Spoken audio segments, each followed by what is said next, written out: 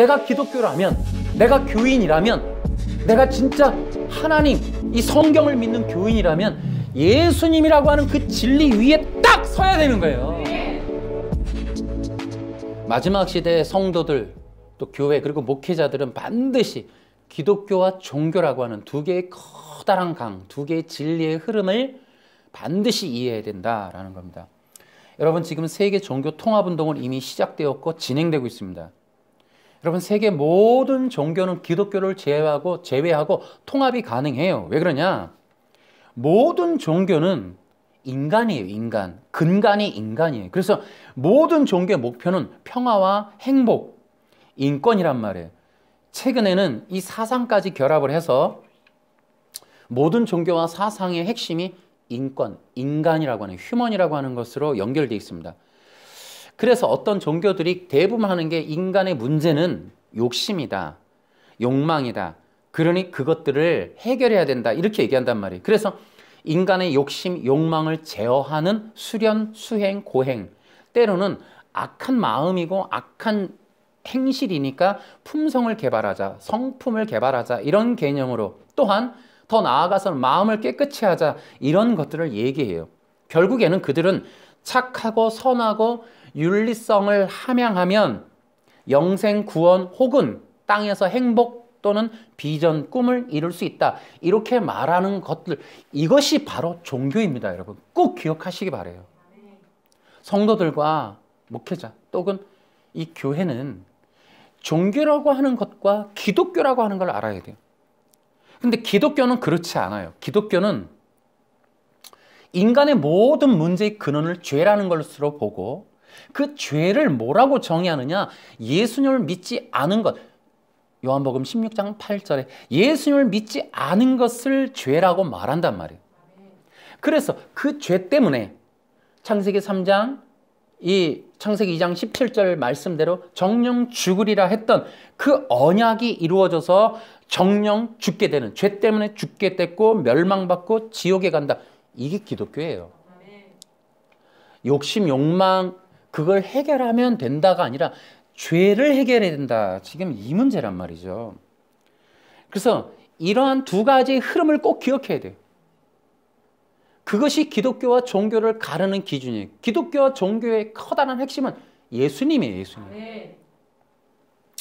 그래서 종교는 뭐냐면 예수님 없는 구원, 예수님이 없는 행복, 예수님이 없는 영생, 천국, 이런 걸 말한단 말이에요. 심지어는 우리가 지금 말하려고 하는 착하게 살면, 아우 저렇게 법 없이도 살 사람은, 아 이렇게 행실이 좋은 사람은 천국 가지, 좋은 데 가지. 절대 이건 종교. 그러나 기독교는 뭐냐? 예수님 안에 행복, 예수님에게 구원, 예수님에게 있는 영생, 예수님을 통한 천국, 이런 것들을 주장하는 것이 기독교예요. 이것이 종교와 기독교의 차이예요. 그래서 종교 통합이라는 건 뭐냐면 창세기 2장 17절 나와 있고 바벨탑에도 나와 있고 한 것처럼, 또한 창세기 4장의 가인과 아벨의 제사에 나와 있는 것처럼 인간의 힘으로, 인간에 의하여, 인간을 통하여 인간의 완성, 영생, 꿈, 비전, 천국을 이룰 수 있다라고 주장하는 것, 이것이 종교라는 거예요. 종교. 그래서 종교 통합이라고 하는 건 다원주의, 범신론, 즉 예수님 외에도 구원이 있고 다른 종교에도 구원이 있고 다른 신앙을 가져도 구원이 있고 다른 종교로도 하나님에 이를 수 있다라는 등의 이러한 방식의 논의가 에큐메니칼, 또 범신론, 다원주의, 다 이런 개념이에요. 그래서 그들은 다른 데에도 구원이 있다, 다른 종교도 구원이 있다. 곧 기독교가 말하는 예수님이 아니어도 불교는 어떤 부처나 혹은 인간의 득도나 열반을 통하여, 또 다른 종교에서도 어떤 거기에서 말하는 주장되는 신이나 인간의 어떤 교주 같은 메시아적인 어떤 구원자적인 어떤 그런 신앙 대상을 설정해 놓고 인간을 신이라고 여기는 어떤 인간들을 설정해 놓고 그를 통하여 그를 믿으면 그와 함께 천국 영생 구원을 받을 수 있다. 이러한 주장들, 예수님 외에 다른 어떤 신격화된 사람, 도구, 태양, 존재, 이런 것들이 구원의 길이다라고 주장하는 이 모든 것들이 종교란 말이에요. 이거를 우리가 구분할 수 있어야 돼요. 지금 이렇게 세계 종교 통합 운동이 막바지에 이르러서 이제 기독교를 완전 덮을 지점에 와버리는 이 시점과 앞으로 몇 년 안에 그런 것들이 이 손발톱이 딱 드러나는 시점에는 이게 두드러질 거예요. 그럼 어떻게 되느냐? 기독교가 주장하는 예수님 말하지 말라는 거예요. 그렇게 독선을 갖지 말라는 거예요. 예수님만이 구원이라는 이 진리 갖지 말라는 거예요. 그래서 어떤 교회 우리가 영상 TV에도 나왔던 분의 영상을 우리가 같이 연구도 했지만 거기서도 뭐라 그래요?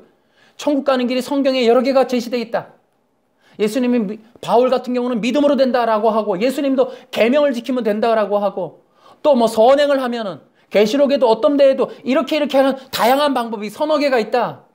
자, 이렇게 성경에 제시된 것들을 통해서도 구원받을 수 있다.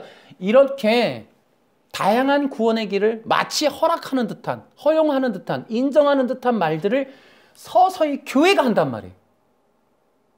이게 큰일이라는 거예요, 이게. 기독교가 기독교인 이유, 기독교가 종교와 같을 수 없는 이유는 오직 예수예요, 오직 예수. 구원의 통로는 예수님밖에 없다는 거예요. 하나님의 아들이시며 구원자로 육체를 입고 오신 성육신하신 그 예수님 외에는 우리가 구원받을 수 있는 길이 없다. 다른 사람, 다른 신격화된 교주나 신격화된 어떤 존재적인 사람이나 신령한 사람이나 도를 많이 했고 열반에 이르렀고 경제에 이르렀고 뭐 득도를 했고 그렇게 해탈을 했고 하는 어떤 사람들, 그런 사람이 절대로 우리를 구원에 이르게 못한다라고 하는, 그것은 가짜다. 절대 구원의 진리가 아니라고 주장하는 게 기독교예요. 예수님만 붙잡는 거야. 다른 이름으로는 주신 바가 없다. 다른 이름은 주신 바가 없다. 다른 이로서는 안 된다. 오직 예수님 외에 안 된다. 그래서 기독교가 종교와 달라서 종교 통합운동에 갈 수가 없는 거예요. 이것이 매우 중요해서 지금 우리가 이러한 진리, 이런 진리들을 알려주는 거란 말이에요. 그러니까 기독교와 교회, 성도들의 신앙의 근간, 이런 것들은 이러한 기본적인 진리, 예수님이라고 하는, 내가 기독교라면, 내가 교인이라면, 내가 진짜 하나님, 이 성경을 믿는 교인이라면 예수님이라고 하는 그 진리 위에 딱 서야 되는 거예요. 내가 곧 길이요 진리요 생명이다. 예수님 외에는 안 됩니다. 그래서 여러분 기억하셔야 돼요. 예수님 외에는 구원의 길이 없다.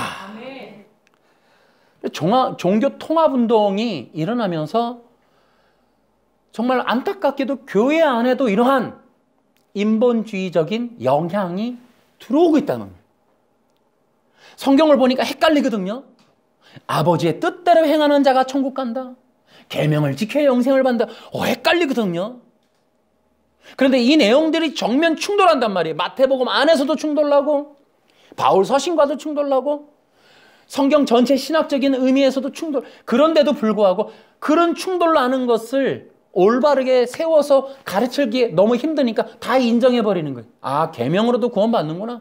아버지 뜻대로 아버지의 뜻. 그러니까 율법을 지키면 구원받는구나. 너무너무 쉽게. 여러분, 그러나 내가 지난주에도 얘기했죠. 여러분, 때때로 이해가 덜 될 수가 있어요. 그러나 우리는 이것만큼은 기억해야 돼요. 기독교는 예수님 교회예요. 아멘. 때때로 내가 좀 이해 안 된다고, 계시록이 좀 이해 안 된다고, 계시록을 모르니까 너 어떻게 할래? 재림 때 계시록도 모르는데 무슨 교회를 다니냐, 이러한 유혹이 있고, 성경도 모르는데, 율법도 모르는데, 계명이라는 뜻도 모르는데, 이런 말들이 올 수 있고 유혹될 수 있고 시험이 들 수 있고 그런 것들로 넘어뜨릴 수 있지만 거절하고 오직 예수님을 믿습니다. 아멘. 이걸 지키라는 거예요. 아멘. 성경을 자세히 몰라도 창세기부터 요한계시록까지 오직 예수님만 믿어야 구원 받습니다. 아멘. 이건 분명하게 내가 믿습니다. 아멘. 이렇게 가자는 거예요. 아니, 남들이 비난할지라도 여기서만큼은 그런 것들을 제가 차근차근 계속 변증해서 나가겠습니다만은 일단 우리는 기본적으로 성령의 능력으로 무장하여 예수님의 그리스도의 복음, 십자가의 복음을 지킵시다. 아멘. 자, 그러면은 우리가 오늘 논하고 싶은 게 이거예요. 착하게 살면 천국 가는가? 인간이 선하게 살면 구원받을까? 혹은 김세윤 교수나 이런 사람들이 말한 것처럼 구원받아도 선하거나 윤리적인 수준에 도달하여 최종 구원이 결정될 것이다 라는 최종 구원조차도 윤리로 받을 수 있는가 하는 거예요. 물론 결론은 그렇습니다. 절대 그럴 수 없죠. 착하게 산다고 윤리를 잘 지켰고 흠이 없고 80, 90 평생 남이 볼 때 흠이 있을 만한 죄를 짓거나 범법 행위를 하지 않았다 하더라도 그는 결코 구원받을 수 없습니다. 아멘. 자, 이러한 내용은 인간의 본성과 부딪히고 충돌나요. 맞지 않아요. 자연적인 사람들은 이런 말들을 들으면 개독교라 할 거예요. 아, 인간이 선하게 살면, 착하게 살면 좋은 데 가는 거지 라고 하는 말들이 있어요. 그러나 그것은 인간의 본성이에요. 그 본성에서 하는 말이에요. 그러나 결코 진리는 아닙니다. 그래서 인간의 기본적인 인본주의의 근간을 건드리는 게 바로 이 말이에요. 착하게 살아도 천국 가지 못합니다.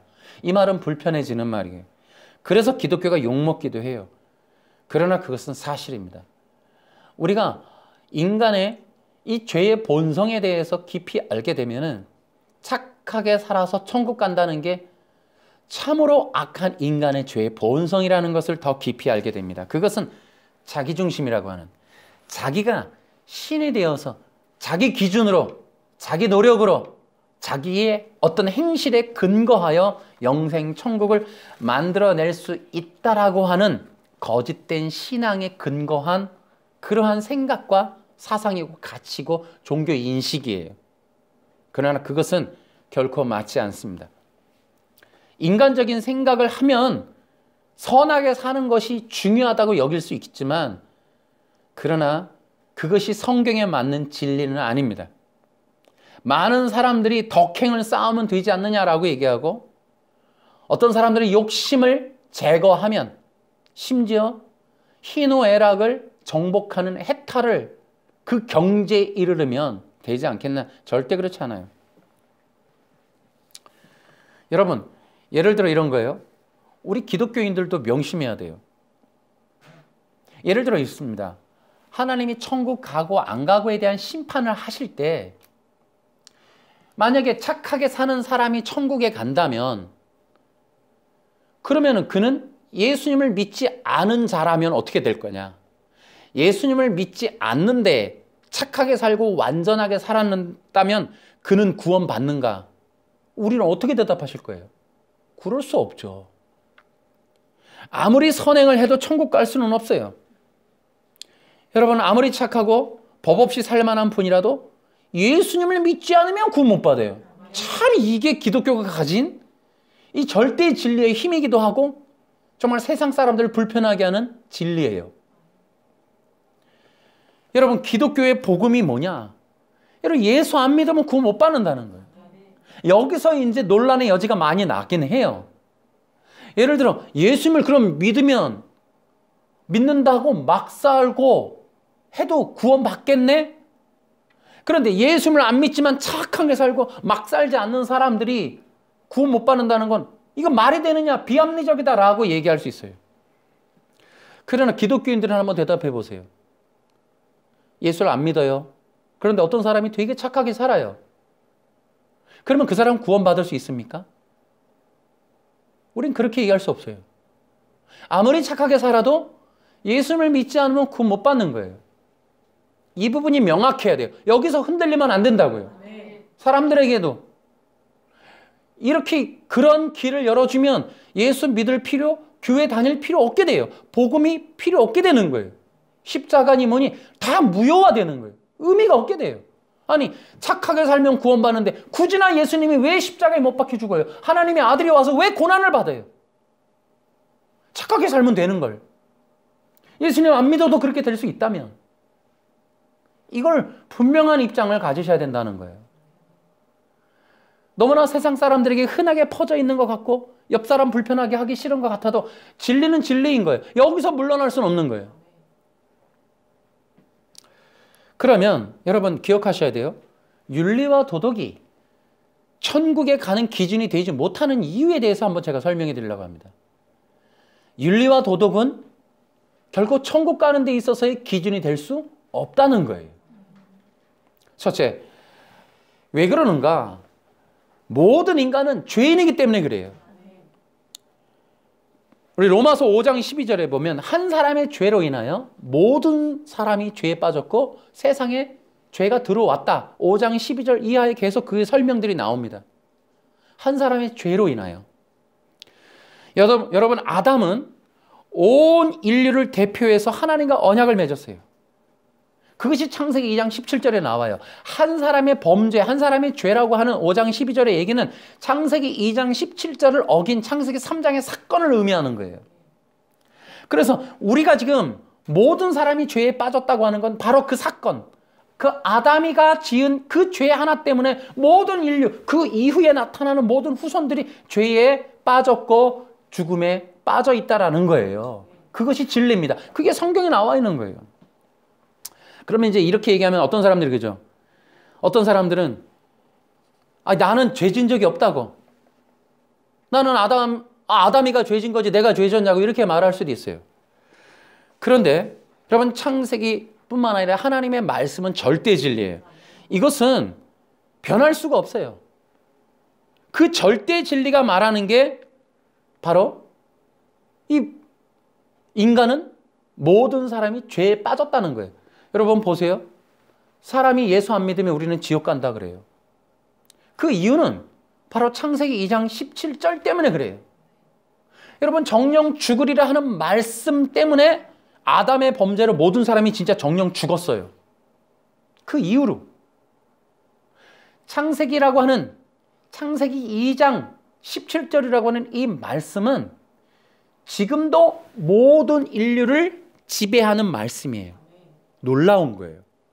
그 말씀에 의하여 지금 우리는 죽은 거예요. 그 약속이 실현되고 있는 거예요. 그 언약이 실행되는 거예요. 창세기 2장 17절은 그래서 뭐라 해요? 절대 진리. 영원한 거예요. 자, 그런데 좀 심하네. 이거를 없앨까? 바꿀까? 아니요. 절대 진리는 바꿀 수 없어요. 변하지도 않아요. 없어지지도 않습니다. 창세기 2장 17절은 절대 진리다. 변하거나 뒤틀거나 그것을 바꿀 수도 없고 이 진리는 영원히 지속되고 영원히 적용되기 때문에 없어지지 않는 진리예요. 창세기 2장 17절 때문에 우리 모두는 죽어 있는 거예요. 이 비밀이 담겨 있기 때문에 창세기가 이게 진리라는 거예요. 그래서 이 창세기를 없애려고 사탄이가 그렇게 발악을 하는 거예요, 지금. 자, 그런데 우리는 자꾸 이런 진리 부분이 약해서 창세기 2장 17절에 큰 의미를 두지 않는 경우가 있어요. 로마서 5장 12절 이하의 내용은 그 창세기 2장 17절을 근거해서 기록한 거예요. 여러분 명심하세요. 그래서 성경은 이렇게 바울이라고 하는 신약의 사도가 구약 성경 율법에 능통한 자가 구약 성경 안 보고 함부로 말했겠어요? 그 구약에 있는 진리들을 풀어서 그러기 로마서 갈라디아서에 기록한 거란 말이에요. 그런 내용들을 가지고 구원의 진리를 체계화해서 다시 우리들에게 알려주고 가르쳐주는 거예요. 창세기에 나와 있는 2장 17절 한 절, 창세기 3장 1절에서 6절 정도의 내용들을 풀어서 그렇게 우리에게 로마서 갈라디아서 이런 것처럼 구원의 진리로 체계화해서 가르칠 정도로. 그러면 우리는 그 내용들을 보고 구약에 있었던 진리가 어떤 내용인지를 가늠해보고 이해할 수 있다는 거예요. 이게 성경 신학을 공부하는 방법입니다. 이게 목사님들이나 교인들은 이 원리를 꼭 기억하셔야 돼요. 그래서 성경 전체는 창세기의 진리에 지배를 받고 있다라는 거를 한번 이해하고 보라는 거예요. 로마서의 5장에 6장에 7장의 설명들은 창세기의 내용을 모르면 절대 그걸 못 풀어요. 역으로 그 내용, 로마서를 이해하면 창세기에서 말한 내용들을 훨씬 더 잘 이해할 수 있다는 거죠. 이것이 성경의 진리예요.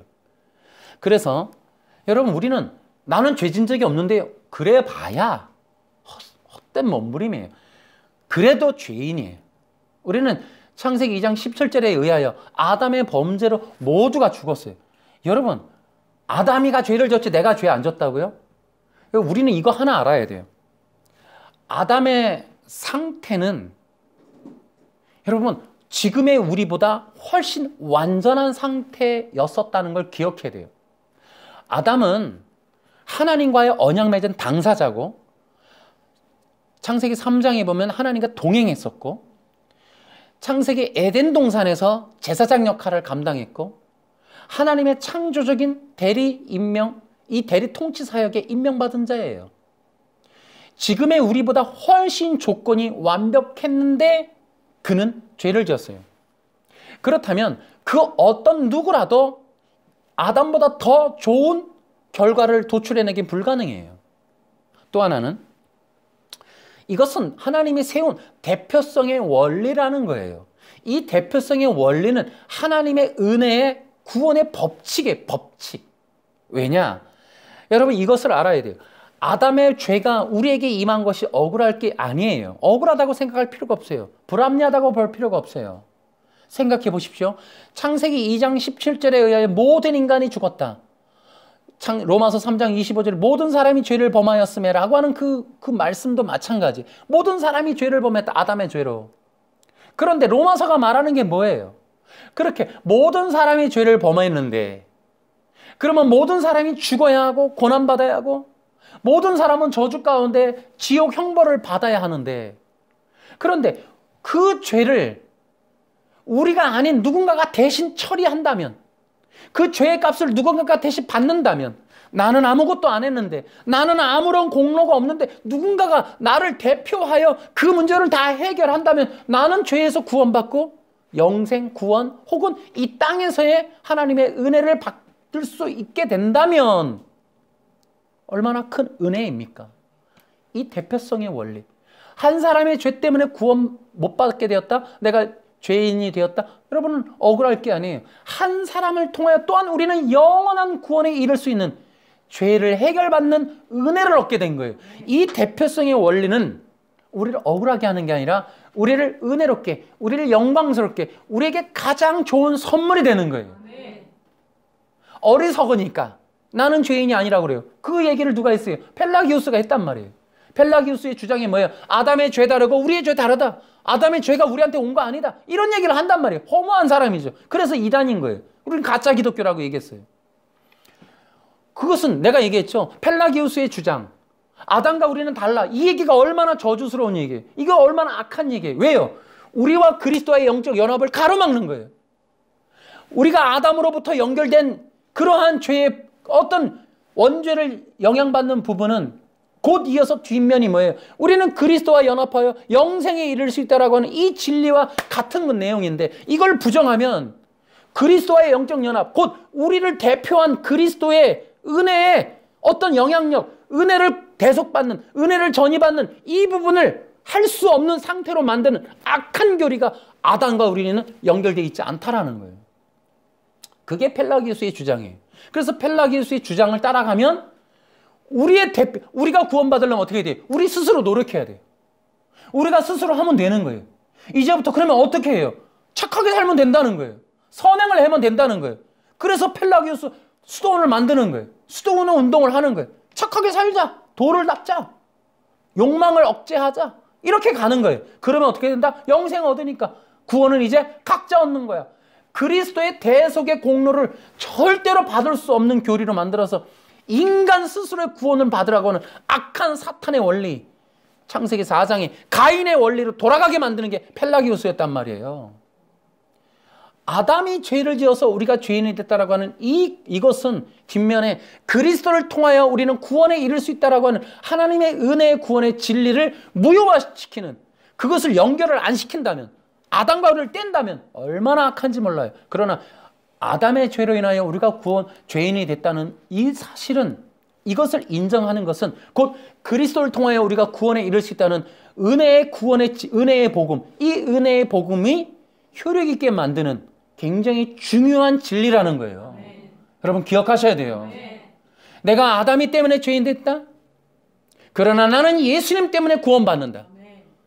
나의 죄 때문에 내가 죽는 것이 아니라 나를 위하여 내 죄 때문에 나의 죽음을 대신하여 예수님이 담당하심으로 나는 이제 하나님의 구원, 영생, 천국을 얻을 수 있게 되었다. 이것이 복음이에요. 굿뉴스, 좋은 소식이라고요. 이것을 여러분이 잊지 마시고 변증해내시기 바랍니다. 우리 성도들도 또 시청하시는 분들도 여러분 이러한 기초적인 진리들을 좀 튼튼히 쌓아서 이런 기초에 강해지셔야 된다. 그래야 이단과 특히 종교의 영을 이길 수 있다. 종교들의 거짓된 전략, 속임수를 이겨낼 수 있다는 거예요. 우리가 펠라기우스 가짜 기독교에서도 해봤지만 그래서 이 대표성의 원리, 우리가 모든 사람이 죄 가운데 빠졌다라고 하는 것은 이 선언은 저주의 선언이 아니라 예수 그리스도의 십자가의 구속으로 이끄는 발판이 되는 거예요.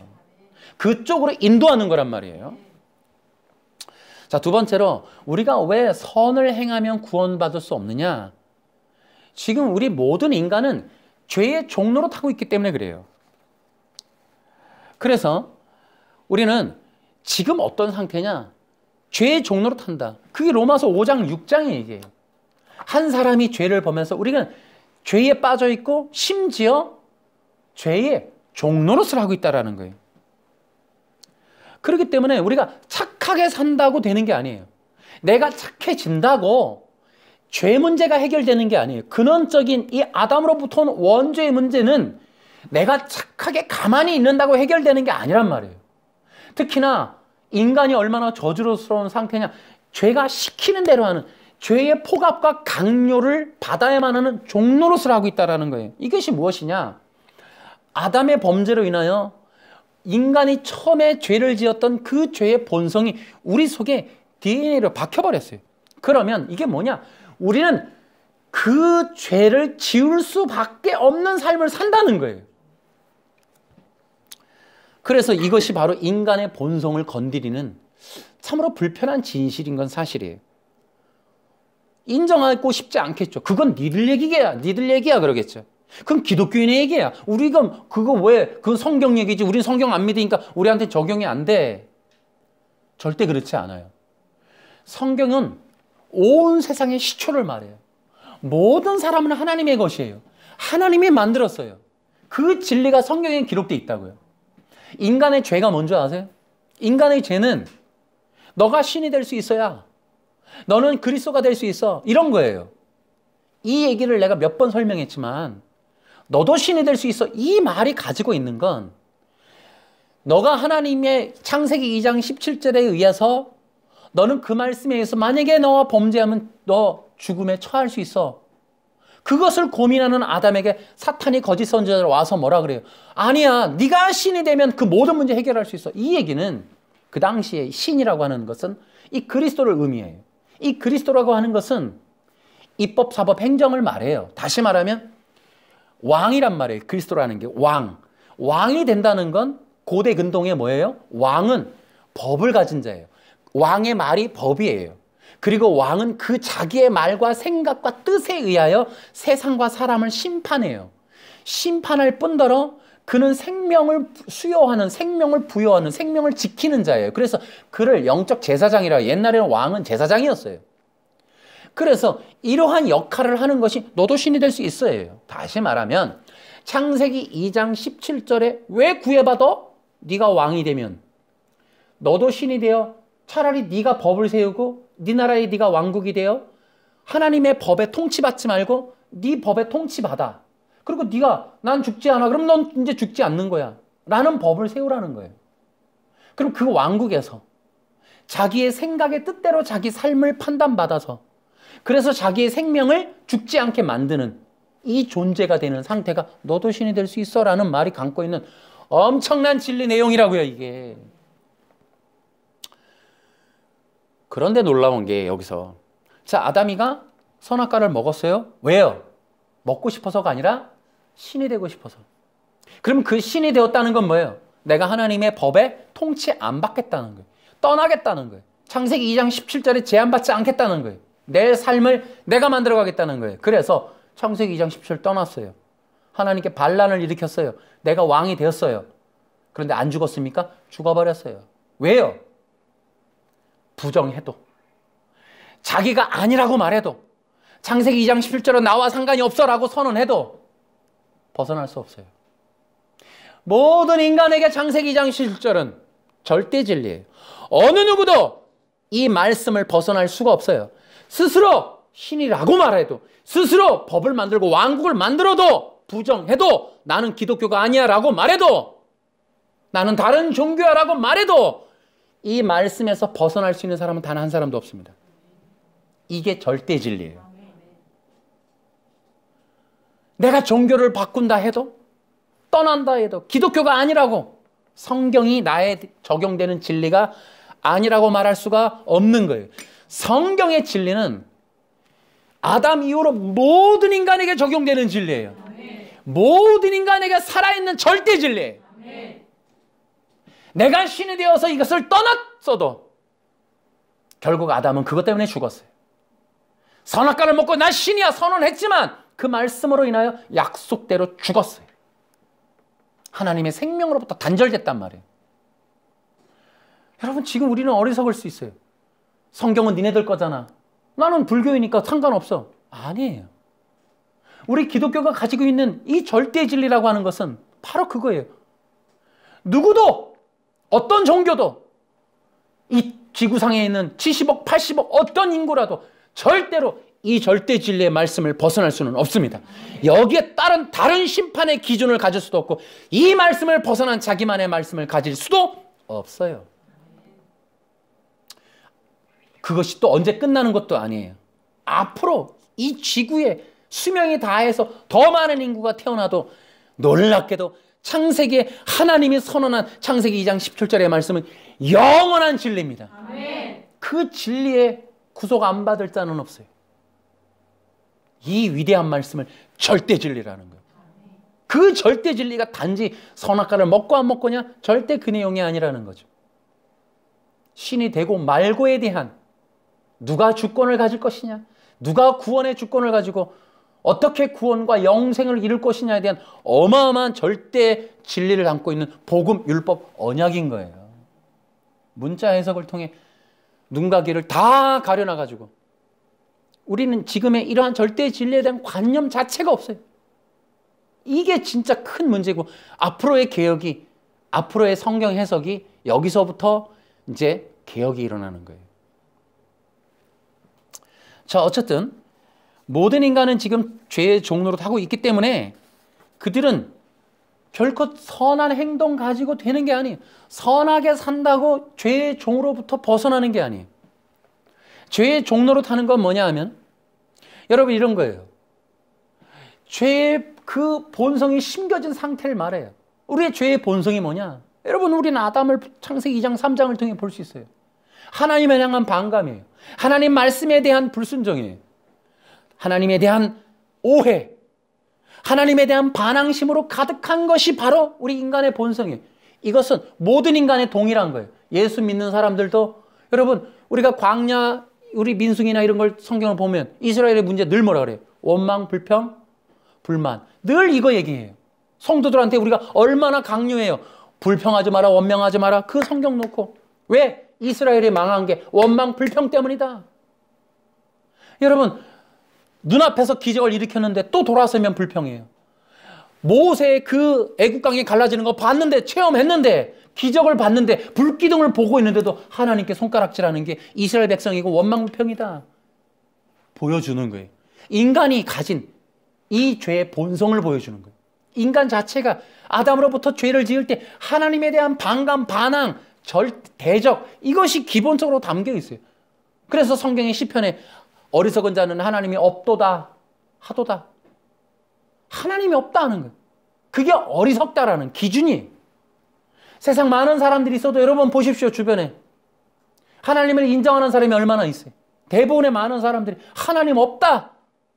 하나님 그런 게 있으면 보여줘봐. 하나님 보여주면 믿을게.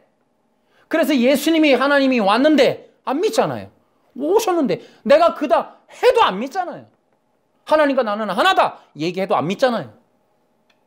그 죄의 본성, 갇혀있는 자는 보여줘도 안 믿어요. 보여줘도. 절대적으로. 기적을 보여달라고요? 여러분 보세요. 암에 걸렸어요. 하나님이 교회에 와서 마지막 방법으로 뭐 신앙을 가지면 이 암에서 구원받는다. 아마 뭐 고쳐진다. 그러니까 교회에 와서 부탁하고 나 기도 좀 해주셔. 내가 이 병만 나으면 교회에다 헌금도 하고 교회에 충성하고 앞으로 잘 믿고 잘 살게요. 물론 결과적으로 그런 사람도 있지만 참으로 이게 참 허망한 약속일 때가 많아요. 여러분 또 하나가 있어요. 인간이 죄의 종로로 탄다는 건 뭐냐? 여러분 자신의 욕구, 욕망에 충족하며 그것을 향하여 살아가는 걸 뜻해요. 더 이상의 뜻이 없어요. 사람들이 뭐 새마을 금고, 뭐 농협 이런 데서 횡령해가지고 60억, 80억, 100억 뭐 횡령해서 결국에 뭐 다 탕진했다. 기사가 나오기를. 뭐 했느냐? 좋은 차 타고 술집에 가서 다 날리고 도박으로 20억 날리고 뭐 필리핀 가서 얼마 날리고 남은 돈 얼마 안 되고 대부분 돈 생기면 할 수 있는 일이 내가 못 해본 거 욕구 충족, 욕망을 실현하는 일들. 좋은 차 타고 술집에 가고 도박을 하고 마약을 하고 비싼 집을 사고 뭐 이런 거예요. 더 이상이 없어요. 인간의 굴레라는 건 무슨 일을 해도 결국은 자기 욕망이에요. 그게 굴레예요. 하나님의 영광, 또 하나님의 기쁨, 하나님의 예배 이런 것들을 못하는 제압받는, 제어된 종이 된 거예요. 그 종에서 자유롭지 않는 한 우리는 영적 자유가 주어지지 않아요. 그래서 우리는 예배할 자유, 이 땅에서 하나님의 자녀로서 통치, 다스림, 영광을 누릴 만한 그런 자유를 갖지를 못해요. 모두가 어둠의 자식들, 다 속박된 죄의 종일 뿐이에요. 그래서 욕구 충족 외에는 기쁨을 얻을 수 있는 길이 없어요. 그러나 성도는 어때요? 그런 욕구 충족이 아니어도 우리는 그런 욕구 충족이 아닌 그리스도의 욕구 충족을 통하여 우리에게 있어서 여러분 기독교인의 특징이 뭐예요? 환난, 핍박, 고난 중에도 감사와 또 기쁨. 할렐루야. 이게 왜요? 우리 욕구 충족에 의한 욕망의 실현이 꿈이 아니고 그것만의 굴레를 갖고 있지 않기 때문에 그리스도만으로 행복한, 그리스도만으로 이 땅을 살만한 가치를 가진 그러한 사람들, 다시 말하면 욕구 욕망이 그리스도가 된 사람들. 할렐루야. 그래서 가치 기준이 절대로 땅에 있는 어떤 것들이 아니라는 거. 근데 죄의 종로로서는 그렇지 않다는 거예요. 심지어 죄의 종로로서는 어디까지 있느냐? 여러분 더 심각한 게 더 많아요. 자기가 신이 되려고 하는 그 욕구 욕망은 어떻게 할 거예요? 그 죄의 본성은 이건 또 더 나아가면 얼마나 심각해요.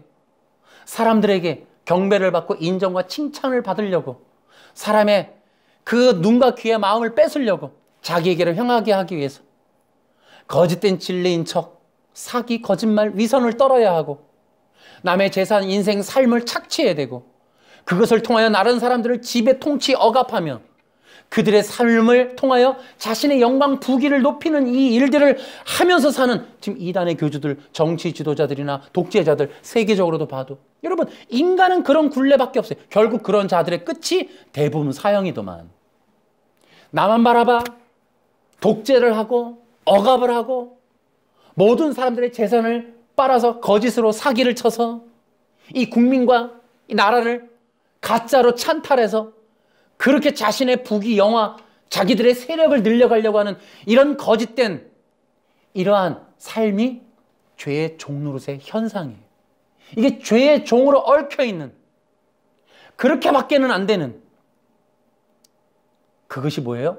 사탄의 영매된 상태다. 이렇게 얘기하는 거예요. 그 끝은 파멸이라는 거예요. 파멸. 여러분 이것이 바로 죄의 종노릇이에요. 그래서 이 죄의 종노릇은 뭐예요? 이러한 죄의 본성이 시키는 대로, 심겨진 대로, 또 그것이 지향하는 대로만 살아갈 수밖에 없는 존재.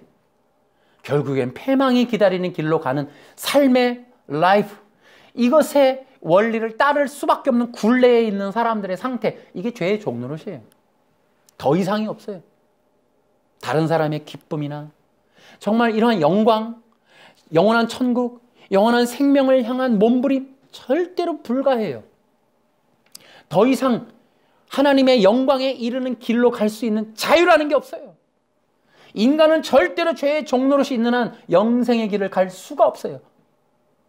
이 죄의 종노릇에 있는 사람이 가만히 있는다고 이 죄의 종노릇에서 벗어날 수 있는 길이 아니에요. 윤리선생 뭐 이런 우리가 생각할 때 어떤 착한 사람의 이미지, 그런 이미지로 최선을 다한다 해도 여러분 이것을 죄인이 된 상태와 또 죄의 굴레와 사망과 죄의 종노릇으로부터 자기를 구원할 수 있는 길은 없다라는 거예요. 그래서 착하게 살아도 구원받지 못한다는 거예요. 그래서 사람들이 뭐라 해요? 기독교는 뭐냐? 여러분, 그러나 그런 상태에서 구원받을 수 있는 길이 있습니다. 그것은 우리 스스로 인간의 자원에서 끌어내는 게 아니라 인간에 있는 것들을 통해서 구원에 이르는 게 아니라 누군가 우리의 이 죄의 문제, 죄의 종로로서의 문제, 죄의 사망의 문제를 해결해 주신 구원자를 믿음으로 구원받을 수 있습니다. 우리는 영생을 얻을 수 있습니다. 라는 게 기독교의 복음이란 말이에요. 심지어 이런 것을 통하여 영원한 생명에 이르라고 이 진리를, 이 비밀을 알아서 여러분 구원받을 수 있는 영생을 얻을 수 있는 길이 있습니다라는 걸 전해주는데 핍박한단 말이에요. 죽이려고 한단 말이에요. 그런데도 전도자라는 게 뭐예요? 너무 좋으니까, 너무 귀하니까, 이것이 절대의 진리인데 사람들이 모르니까 목숨을 걸고도 하겠다는 거예요. 그 선물을 주고 선물을 받아서 구원에 이르라고 하는데 이 선물을 주는 자들을 핍박하는 게 세상이란 말이에요. 이 죄의 종로로 타니까. 얼마나 웃깁니까? 그래서 여러분, 절대로 구원은 착하게 살거나 도덕적으로 산다고 해결되는 것이 아니다. 오직 예수님을 믿어야 된다. 왜냐? 왜 그럴까? 도대체 왜 예수님을 믿어야 될까? 첫째는 왜 예수님을 믿어야 하는가? 첫 번째, 인간이 구원 혹은 영생을 받으려면 죄의 문제를 해결해야 되는데 예수님이 바로 그 죄의 문제를 해결해 주셨습니다. 이것은 하나님이 이미 정해놓으신 거예요. 여러분은 아담 때 아담이가 범죄를 했습니다. 그리고 창세기 3장 15절에 여자의 후손을 예언해 주셨어요. 그리고 창세기 3장 21절에 가죽옷을 말씀해 주셨어요. 그래서 누군가가 너를 위해서 대신 피를 흘림으로 너의 죄를 대신할 것이다. 이미 하나님이 대속을 통한 인간의 어떠한 구원의 문제는 대속을 통한 제물이 희생됨으로 인하여 너는 구원받을 수 있을 것이다 라는 이러한 구원의 법칙을 하나님이 정해 놓으셨습니다. 이것도 역시나 영원한 진리예요. 이것은 과거에도 그랬지만 아담 이후에도 그랬지만 앞으로도 영원히 인간의 이 지구가 끝나는 날까지 적용되는 영원한 진리, 그것은 대속을 통한 속죄라는 거예요. 인간이 결코 자기 스스로 죄의 문제를 해결하지 못한다는 거예요. 이 문제를 여자의 후손이 오셔서 결국은 희생을 치름으로 이 죄의 문제, 사망의 문제 해결하겠다. 이게 진리라고요. 이게 창세기에 나와 있는 절대 진리의 내용.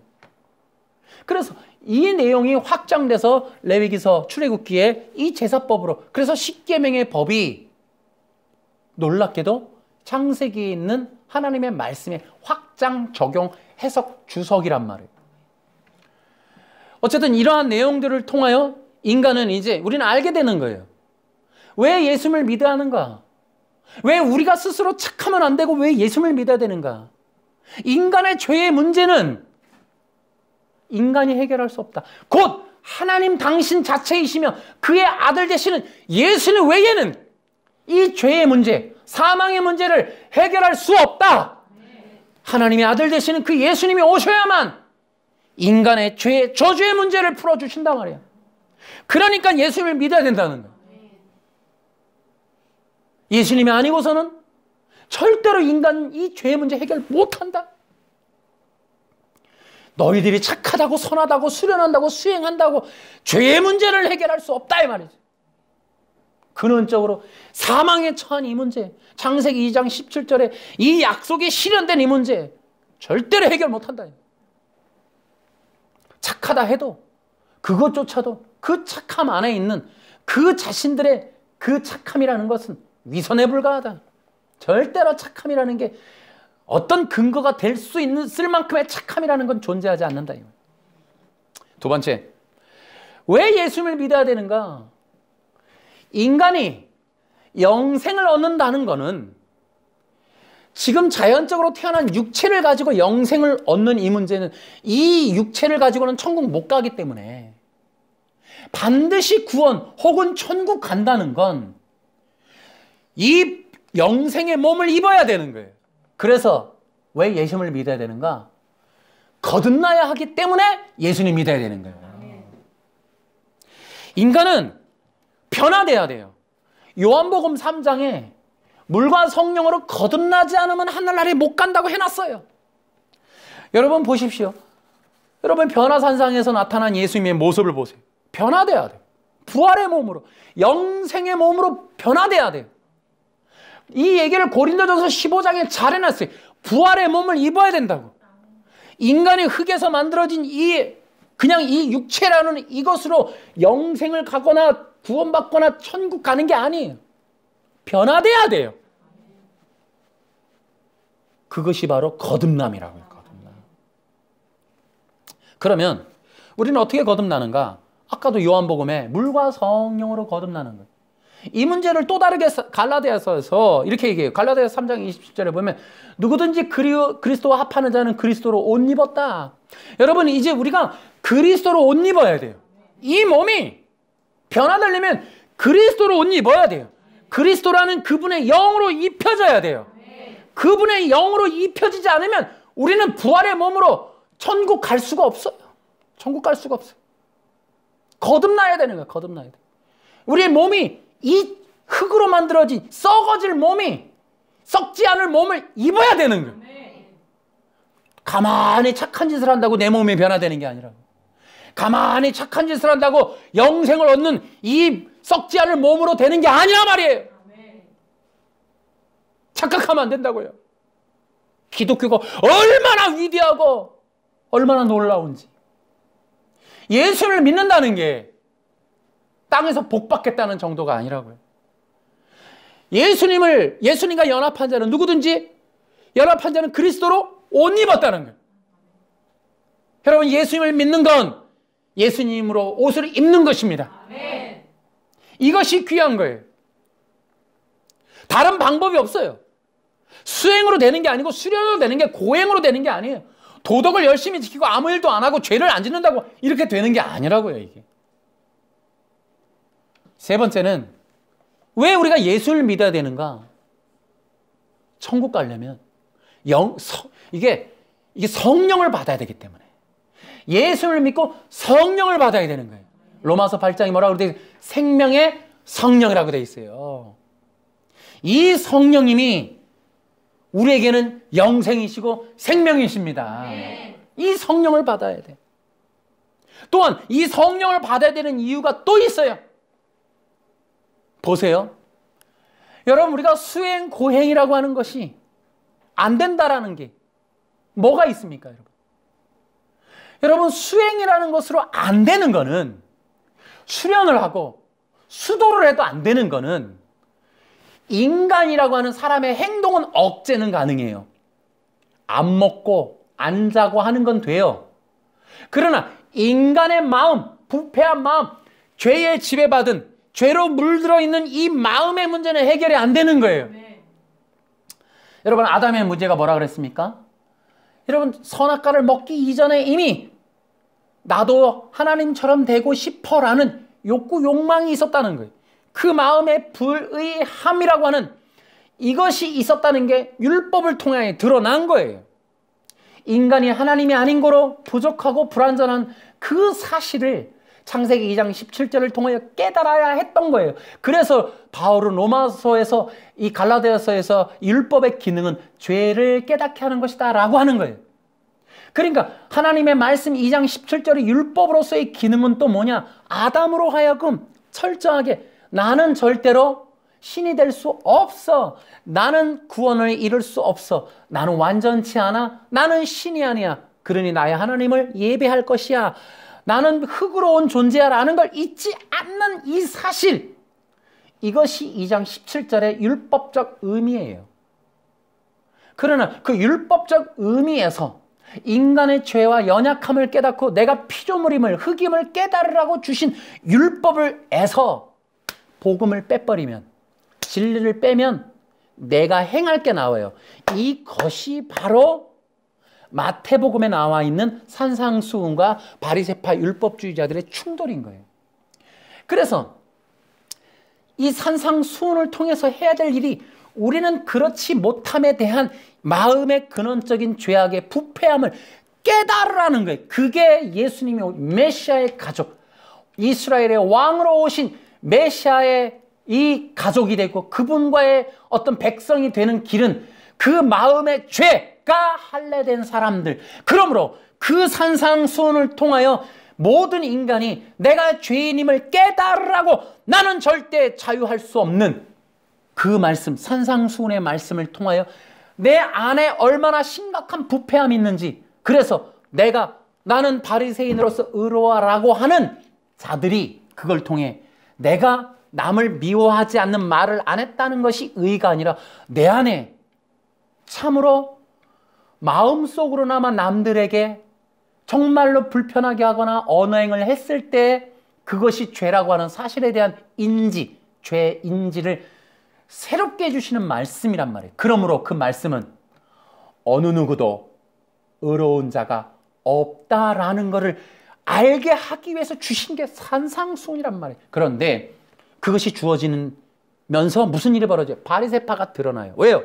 바리새파는 어떤 자들이에요? 그러한 산상수훈의 의미가 원래 창세기에 있는 하나님의 말씀과 십계명을 통해 이미 들어있는 내용이건만 그 내용에서 쑥 빼서 그 진리와 복음을 빼서 껍데기, 행실을 하면 의로와라고 하는 것으로 변질시켜 놓은 껍데기 율법주의 종교를 만들어 놓은 게 바리새파란 말이죠. 왜 우리가 선한 행실 갖고 안 되느냐? 인간의 부패한 마음을 수행으로는 바꿔낼 수가 없어요. 착하다고 한들 죄 가운데 있는 그 죄의 본성으로 이 죽어있는 이 마음은 착한 행실로 살려낼 수 없다. 깨끗하게 못한다. 거룩해질 수 없다. 이 마음이, 부패한 마음이, 죄악된 마음이 하나님에 의해 이룰 수 없다라는 걸 드러내게 하시는 게, 그게 바로 하나님의, 예수님의 산상수훈이라는 거예요. 그걸 통해 우리는 깨닫는 거예요. 수행으로는 절대 마음의 깨끗함을 이룰 수 없다라는 거예요. 여러분, 그래서 다시 한번 말씀을 드릴게요. 여러분, 인간이 구원을 받기 위해서 예수님을 믿어야 되는 이유는 성령 받기 위해서 그러는 거예요. 왜요? 성령은 예수님을 믿을 때 부어주시는 보증이세요. 에베소서 1장에 나오죠. 성령을 받았을 때 그 성령이 뭐 하시는 분이냐? 우리 마음 안에 에스겔서, 예레미야서에 새 마음, 새 영, 새 생명으로 우리 가운데 임하시는 거예요. 그래서 우리의 마음이 교체되는 거예요. 우리의 진정한 죄에 물든 마음이 나가고 주님의 새로운 생명이 들어오는 것이 성령 받는 거예요. 이 성령 받음이라는 게 없이는 구원이 없는 거예요. 이 성령 받음은 수행이나 노력으로 되는 것이 절대로 아니에요. 이 성령 받는다고 하는 것은 예수님이 아니면 못 받는 거예요. 내가 떠나가는 것이 너에게 유익이라. 내가 떠나가면 보혜사 진리의 영이 오실 것이다. 그분이 오시면 너희를 나에게로, 나의 말을, 나의 뜻을 알게 할 것이다. 그 진리의 성령을 받으려면 사도행전도 2장에 우리가 하나님이 예수님을 높이 드심에 그 예수님을 통해 성령을 보내주신다. 아멘. 예수님은 우리에게 성령을 보내주고 계시다. 그래서 성령 받는 것은 오직 예수님을 믿을 때에만 받는 거예요. 이게 기독교, 이게 예수님을 믿는 위대함, 그 어마어마한 평가할 수 없는, 상상할 수 없는 은혜가 예수님을 믿을 때 부어주시는 이 성령이란 말이에요. 이게 성경의 동일한 원리, 이런 일들, 내가 성령을 받는 일, 거듭나는 일, 또 내가 이 새 생명을 입고 이런 일들은 수행으로 된다, 안 된다? 안 된다. 내가 이 죄와 사망의 문제에서 해결되는 것도 수행으로는 안 된다. 이것 때문에 우리는 예수님을 믿을 수밖에 없다. 아멘. 그러면 이제 종교 통합운동 하시는 분들이 이런 얘기하는 거예요. 아주 골통이구나, 꼴통. 아주 보수 중에 보수네. 그러니까 기독교는 독선적이야. 아주 그러니까 개혁주의는 말도 하면 안 돼, 아주. 자, 이런 얘기가 나올 만해요. 이걸 뭐라 그래요? 반감과 오해라고 하는 거예요. 우리가 예수님만이 우리를 구원에 이르게 해준다라고 하면 세계 종교 통합운동하는 자들이나 다른 종교인들이나 혹은 심지어 교회, 기독교라고 하는 안에 있는 다른 교파들, 심지어 재림교나 또 구원파나 또 안식일교, 뭐 더 저쪽에 또 하나님교 이런 사람들이 볼 때는 웃기다고 웃겠죠. 여러분, 이거 독선이라고 생각한단 말이에요.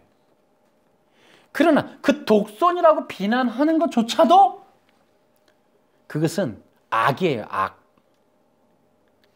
그것이 바로 여러분, 놀랍게도 우리가 이제 복음을 막 전해요. 예수님을 믿어야 구원받는다. 예수님을 믿어야 성령 받는다. 정말 성경에 있는 진리를 전파해요. 근데 이것이 불편하고 독선이라고 말하는 사람들. 이것이 바로 창세기 3장에 사탄이 아담한테 심어주고 있는 반감과 오해라고요. 왜? 왜 예수님만이 너의 구원이야? 너도 할 수 있잖아. 너도 신이 될 수 있잖아. 이게 죄의 본성이라고요. 그러니까 일반적으로 거듭나지 않은 일반인들 뿐만 아니라 아직 그리스도와 연합하지 않은, 그리스도 안에 들어오지 않은 악한 가짜 종교인들은, 악한 가짜 기독교인들은 반감을 가질 수 있어요. 당연하죠. 왜? 그것이 사탄이 심어준 죄의 본성이니까. 죄의 본성이 뭐냐? 왜 예수님만이 너의 구세주야? 왜 예수님만이 너의 구원자야? 너는 왜 예수님만 믿어야 되고 왜 예수님 안에만 생명이 있어? 너도 신이 되면 되잖아. 왜 우리는 그런 데 구속하려고 그래? 왜 우리를 억압하려고 그래? 왜 우리를 붙들어 두려고 그래? 우리를 자유케 하지. 기독교는 너무 독선적이야. 너무 독재야. 이런 얘기를. 이게 다 죄의 본성에서 나오는 악의 악. 여러분, 그리스도를 거부하는 게 인간의 죄의 본성이에요. 그리스도를 싫어해요. 여러분, 그리스도 안에서 가짜 기독교인들이 누구냐면 이 기독교인인 것처럼 행세는 하는데 그리스도 안에 묶이지 않는 자들이에요. 그리스도에게 연합하는 걸 거부하는 자들이에요. 그리스도의 법으로 들어가는 걸, 이거를 속죄, 이것을 갖다가 이게 속박이라고 여기는, 올무라고 여기는, 강제라고 하는, 억압이라고 느끼는 악한 사탄의 본성을 가진 자들이 가짜 기독교인이에요. 진짜 기독교인이 누구냐? 진짜 남은 자들이 누구냐? 앤드류 강이 그렇게 말하고 싶어하는 남은 자손은 누구냐? 하나님의 계명, 십계명을 지키는 자가 아니라 예수님 안으로 들어가는 자예요. 그리스도를 따르는 자들이에요. 여러분, 그것이 어려운 거예요. 인간의 본성에서는. 그리스도에게 묶이는 게 남은 자손이 아니라 계명을 지킨다는 거예요. 자기들의 뜻대로 어떤 법칙으로 가겠다는 거예요. 하나님의 말씀이라는 빌미로. 중요한 거는 그리스도에게 묶이는 거예요. 그리스도 안으로 들어가는 거예요. 그리스도를 믿고 받아들이는 거예요. 그리스도로 옷 입는 거예요. 그래서 그리스도의 백성, 그리스도의 사람, 그리스도의 언약, 그리스도의 말씀의 지배 아래, 그리스도의 이 왕대심의 통치 아래 들어가서 그분의 명령과 그분의 수하에서 그분의 영광 경배를 위해서 그분의 예배자가 되는 것, 이것이 바로 영생이고 진정한 구원받은 자고 하나님의 자녀입니다. 여러분, 그리스도를 거부하는 건 결국 자기 자신이 아직도 그 끈을 못 놓는 거예요. 자기 중심에서 못 나간 거예요. 그래서 이러한 독선적인, 그래서 반감이라는 건 뭐냐? 반감을 가진 자의 특징은 하나님의 선언, 언약, 율법, 복음에 대한 반감을 가져요. 그래서 뒤튼단 말이에요. 그리스도라는 말씀, 외골수, 독선, 독재 이런 것들에 대해서 받아들이려고 안 한단 말이에요. 그렇게 여기면서. 또 오해는 뭐냐? 사탄은 인간에게 하나님을 오해케, 하나님의 말씀을 오해케, 하나님의 뜻, 마음을 오해케 했어요. 하나님의 복음 계획을 오해케 했다고. 다 오해시켜버렸어요. 그래서 변질시켜버린 거야. 그런 거 지금도 마태복음 5장 17절에 아버지의 뜻대로 행하는 자가 구원을 천국 간다, 복음 구원받는다 이런 말씀도 다 계명 율법을 지킨다고 다 이것을 오해시키는 거예요. 오해한 자들이 아버지의 뜻을 몰라요. 아버지의 뜻이 무엇인지를 모르기 때문에 기독교인조차도 율법이나 계명으로 그것을 해석하려고 어리석게 시도한단 말이에요. 모르면서. 마태복음 19장과 연결돼서 그것이 무슨 뜻인지를 이해를 못하는 거예요. 그것이 바울의 서신서와 어떻게 이게 충돌나지 않고 얼마나 진리가 하나로서 연결되어 있는지를 이해를 못하는 거예요. 다 오해했기 때문에. 율법의 본래 의미를 모르니까 하나님의 뜻을 오해하는 거예요. 그러니까 마태복음 5장 17절이 이해가 안 되는 거예요. 그래서 여러분 결론적으로 방관과 오해를 통해 사탄은 뭐 했어요? 그리스도로 가는 길을 막아버렸어요. 아담이가 결국 떨어지게 만든다고. 여러분 기독교라는 건 뭐냐면 그리스도에게 가는 길을 여는 거예요. 사람들을 그리스도에게 인도하는 거예요. 하나님의 아들 되시는 그 그리스도, 그 예수님께로 인도하는 게 기독교예요. 그게 구원이고 영생이고 그것이 바로 천국이라는 사실을 기독교는 복음을 통해 그걸 알려준다는 거예요. 여러분 한 가지를 보세요. 제가 이 얘기를 안 할 수가 없어요. 마지막으로 사울과 다윗을 말해야 돼요. 여러분 보세요. 사울과 다윗을 보면 우리는 알아요. 다윗의 범죄를 보세요. 우리아와 이 밧세바와 불륜의 관계를 맺을 뿐더러 밧세바의 남편 되는 우리아를 이 살인 교사로 죽여요. 윤리적으로 보면 용서받을 수 없는 죄예요. 요즘으로 법으로 봐도 더 심각해요. 그 정도면 엄청난 범죄예요. 사울은 드러난 윤리의 범죄가 없어요. 근데 계시록에 보면은 다윗에게 천국의 문의 열쇠를 준다니까요. 이게 도대체 뭐냐는 거예요. 도대체 하나님의 기준이 뭐냐는 거예요. 범죄 측면에서 보면 사울이 지은 범죄가 없어요. 단지 하나님의 뜻에 뭐 불순종했다 이런 게 나와요. 그러나 범죄적인 측면에서 보면 다윗은 용서받을 수가 없어요. 이거는. 그럼 우리는 이것을 어떻게 이해할 것이냐. 어떤 면에서 윤리 도덕을 중요하게 여기는 사람들에 의하면 사울이 구원받아야 돼요. 다윗은 구원받을 수가 없어요. 이런 인간이 구원받을 수 없는 거예요. 그런데 여러분 여기서 이게 인간의 선행이라는 측면에서 보면은 사울이 낫지만 그러나 하나님의 복음에 의해서 보면 또 달라지게 돼요. 하나님의 말씀은 모든 사람이 죄를 범하였음에라고 하는 거예요. 자, 우리가 사울의 범죄가 성경에 잘 모르는 경우가 많아요. 사울이 왜 이게 하나님으로부터 버림받는지 잘 모르는 경우가 많은데 잠깐의 힌트만 좀 드리. 나중에 또 이렇게 더 적극적으로 말하겠습니다만은 사울의 범죄는 창세기 3장의 범죄와 동일해요. 하나님의 말씀, 하나님의 진리인 그리스도를 거절하는 거예요. 그 뜻이 바로 기념탑을 세우는 거예요. 자기를 기념하는 거예요. 이런 얘기하면 상당히 난해할 수 있어요. 그러나 제가 대충만 얘기할게요. 다시 말하면 하나님 앞에서 가장 나쁜 죄는 자기를 우상화하는, 자기를 높이는, 자기를 경배하고 자기를 하나님보다 더 높은 자리로 두는 것을 하나님이 제일 나쁘게 보는 범죄고 우상숭배라는 거예요. 놀랍게도 사울이 아무 짓도 안 한 것 같으나 사울의 범죄는 우상숭배입니다. 그러나 다윗을 보세요. 다윗이 용서받을 수 없는 죄이긴 하나 다윗이 구원받을 수 있는 방법이 뭐였느냐? 바로 주님을 믿었다는 거예요. 그게 성경에 나오는 거예요. 다윗이 이 시편에 보면 그 많은 기록들이 메시아 시로서 남아있어요. 그 엄청나게 많은 기록들이 봐요. 다 그는 주님을 배웠어요. 얼굴을 배웠다고요. 그리스도를 보았다고요. 그리스도를 만났다고요. 그리스도 앞에 서 있었다고요. 그는 자기가 그리스도라고 하지 않고 바로 하나님의 아들 되시는 그 그리스도를 바로 자기의 하나님으로 믿고 고백했습니다. 이 시각을 잃어버리면 기독교에서 흔들려요. 다윗과 사울에서 이 첨예하게 대립되는 이 부분에서 분명하게 입장을 서 있지 않으면 우린 기독교로서의 제대로 된 복음 전하기 어렵습니다. 여러분 보십시오.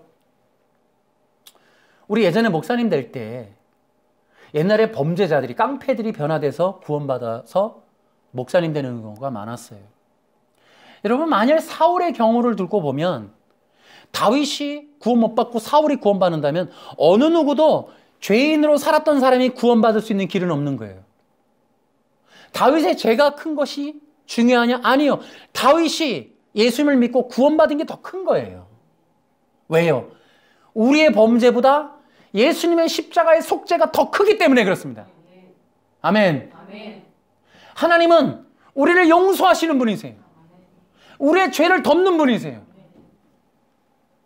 그래서 하나님께서는 우리가 원하는 자가 바로 예수님을 믿고 나오는 자를 원하시는 거예요. 자기의 도를 닦아서 자기 힘으로 될 거야 라고 하는 사울과 같은 가인과 같은 자를 찾는 게 아니에요. 하나님을 떠나서 자기 스스로의 힘으로 구원받겠다라고 하는 윤리, 품성 개발, 도덕, 최종 구원도 윤리로 구원받을 수 있다라고 하는 이 사악한 논리들, 바울의 세 관점이라고 하는 이 엉터리, 가짜 신학, 가짜 기독교의 주장들, 최종 구원조차도 절대로 윤리로 받을 수 있는 게 아니에요. 여러분 다시 얘기 드릴게요. 우리가 앞에서 제가 서론에서 말씀드렸어요. 어떤 착한 사람이 있습니다. 근데 이 사람이 평생 120년을 살았어요. 아무 짓도 안 했어요. 그러나 구원 못 받아요. 왜요? 예수님을 안 믿었다는 죄로. 독선인 것 같죠. 그러나 이것이 진리예요. 그러면 더 중요한 건 뭐예요? 죄를 아무리 안 지어도 예수님을 믿지 않으면 소용이 없다는 거예요. 그러면은 이게 굉장히 중요한 원리가 나와요. 인간의 죄의 문제를 해결하려면 예수님을 믿어야 된다는 거예요. 그러면은 하나님이 보실 때 인간에게 가장 큰 죄를 뭐라 그러냐면 예수님을 안 믿은 죄라는 거예요. 그러면 인간이 구원받을 수 있는, 죄에서 구원받으려면 착한 일을 하니까 안 되더라. 근데 어떻게 하면 된다? 예수님 믿어야 된다. 여러분, 예수님을 믿는 것이 구원받는 길이고 죄에서 해결받는 길이에요. 그렇다면 예수님을 믿고 성도들이 착하게 살아서 윤리적으로 구원받는다. 여러분 이게 말이 안 되는 거예요. 구원은 오직 예수님을 믿어야 되는 거예요. 착한 일로는 절대로 구원받을 수 있는 길이 없어요. 예수를 믿고도 착하지 않으면 안 된다. 이 개념은 사악한 논리라고요. 말이 안 된다고요. 착함이라는 기준에는 구원에 절대로 미치지 못합니다. 그 기준으로, 왜요? 인간의 죄라는 건 바로 예수님을 믿지 않은 죄가 커요. 이게 요한복음 16장 8절이란 말이에요. 죄라 함은 나를 믿지 아니하며. 근원적인 죄가 무엇인지를 기억해야 돼요. 이 죄에서 구원받은 자가 죄를 짓지 않고 윤리적으로 산다? 그 죄가 뭡니까? 여러분 허망한 논리예요. 여러분 예수 믿는 것이, 그래서 뭐라 그래요? 예수 믿는 것으로 예수님은 한 번 속죄로 끝났다 그랬어요. 그것으로 끝난 거예요. 그 구원받는 자들에게 그 한 번의 믿음으로 한 번의 속죄로 그는 이미 구원받은 거예요. 그 다음에 죄의 문제, 그의 삶의 문제, 그의 어떤 윤리적인 문제는 이제 살면서 성령의 역사예요. 성령님이 계시는 한 그가 어떤 윤리적인 잘못을 저지른다고 용서되는 것이, 물론 용서되지만 그냥 넘어가는 건 아니에요. 그 문제는 제가 성령론적 구원론으로 많이 설명해 드렸습니다. 다시요. 여러분 다윗이 구원받은 건 윤리가 철저해서가 아니고 회개를 철저히 해서가 아니라 예수님을 믿었기 때문이에요. 아멘. 구약에 예수님이 있었냐고요? 그건 다시 배우셔야 돼요. 기독교를. 왜요? 사도들, 사도 바울의 복음, 구약 성경으로 초대교회에서 전한 복음은 예수님이 그리스도라는 걸 증명했어요. 구약에 예수님이라고 하는 모든 내용을 다 증명했어요. 예수님조차도 성경은 나에 대한 기록이라고 그랬어요. 다윗도 예수님을 보았습니다. 아담도 예수님을 보았습니다. 그건 또 창조까지 넘어가면 또 너무 크죠. 예수님은 모든 사람이 알 수 있도록 계시되었습니다. 이 진리가 크고 크다는 거예요. 그래서 인간이 지옥 가는 죄를 불신이라고 하는 거예요. 믿지 아니함. 그러니까 우리는 기억하셔야 돼요. 절대로 착한 것은 구원에 미치지 못한다. 자, 결론적으로 정리하면 이렇습니다. 여러분 이렇게 보세요. 교회가 설교를 하고 가르치는데 착하게 살거나 선행을 하면 구원받는다라고 말하거나 그렇게 뉘앙스를 까는 건 가짜 기독교예요. 두 번째, 그리스도인으로서 그리스도를 닮아가는 삶이 성화라고 하는 것이지 이것이 착한 것을 행한 구원의 조건이 될 수는 없어요. 그리스도인의 삶이 아무리 착한 것을 요한다 해도 그 착함이라는 것은 기준은 그리스도를 닮아감이에요. 그것은 성령의 역사 속에 하나님께서 이끄시는 그런 성화의 과정의 수단입니다. 또 하나, 마음 수련을 통해서 자기를 비운다는 것은 종교의 가르침이에요. 이것은 기독교가 아닙니다. 네 번째로, 사람의 본성에서 착하게 살거나 선행을 통해서도 구원받을 수 있지 않을까라는 것은 일반적으로 생각할 수 있으나 이것은 기독교의 내용이 아니다. 분명하게 인식하셔야 됩니다. 죄와 죄의 종노릇에서의 구원은 인간의 노력으로 안 된다. 반드시 예수 그리스도의 대속이 아니면 안 된다. 이것을 여러분 진리로 가지시기 바랍니다. 그러므로 여러분 인간의 노력과 선행은 하나님에 의해 도달할 수 없다. 뿐만 아니라 인간의 선행으로 하나님께 나아오려고 하는 것은 그리스도의 복음, 그리스도의 십자가를 가리려고 하는 악한 짓이다라는 거예요. 여러분 인간이 구원받을 수 있는 길은 그리스도 외에 없습니다. 그리스도밖에 없어요. 인간으로서는 절대 구원, 영생, 천국은 만들거나 이루어낼 수 없습니다. 이것이 기독교의 복음이고 진리입니다. 그러므로 여러분 기억하세요. 예수님만 믿으셔야 됩니다. 예수님만 의지하셔야 됩니다. 우리는 창세기에서 2장 17절에 하나님이 원하셨던 그거대로 다시 반복하지 않으면 안 돼요. 우리를 그리스도에게로 묶으시려고 하는, 그리스도의 옷을 입히려고 하는, 그리스도와 연합시키려는 하나님의 그 의도, 뜻, 그 말씀, 계명, 율법의 뜻으로 돌아가야 돼요. 하나님의 모든 뜻은 그리스도와의 영적 연합입니다. 그거 외에 영생, 천국, 구원은 없습니다. 그것을 주장하는 모든 종교 연합, 종교 통합, 종교의 세력들을 거부하고 분별하시고 그것들과 싸울 준비를 하셔야 됩니다. 그것이 목회자들의 사명이고 교인들의 정신 자각이고 또 그러한 운동이 부흥이고 그런 것들을 대비해서 신앙생활하는 게 군사요 신부단장이다.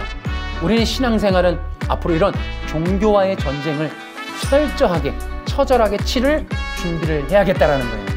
여러분에게 승리가 있기를 축원합니다. 기도합시다.